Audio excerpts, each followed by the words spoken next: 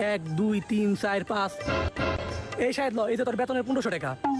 আইছে এই যে উস্তাদ আপনার চটপটি ফুচকার 1000 টাকা। কি রে, তুই বেতন থেকে চটপটি ফুচকা টাকা দিলি কে? তাইলে উস্তাদ শুনেন,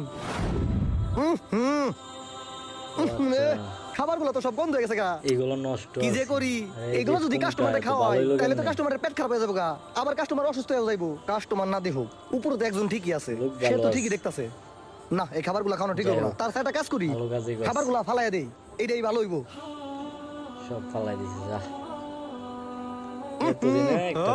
আমার 1 প্লেট ফুচকা আর 1 প্লেট চটপটি দিও ভাই। এখন তো এগুলো সব বিক্রি হয়ে গেছে গা, আর বেচা যাইবো না। আপনি একটা কাজ করেন ভাই, কষ্ট করে ওই যে ওই সামনের দোকান যান ভাই, ওই দোকানের খাবার অনেক সুস্বাদু ভাই। আচ্ছা ঠিক আছে ভাই, ধন্যবাদ। ও তাহলে তুই এগুলো বিক্রি করছ নাই? না উস্তাদ, আমি এগুলা বিক্রি করি নাই, আমি এগুলা ফালাই দিছি। মালিকের আপনি বড় আল্লাহর চাইছে। দিকে না ডরাইতে পারেন, কিন্তু আমি ডরাই, আমি পরকালের ভয় করি, বুঝছেন? না রে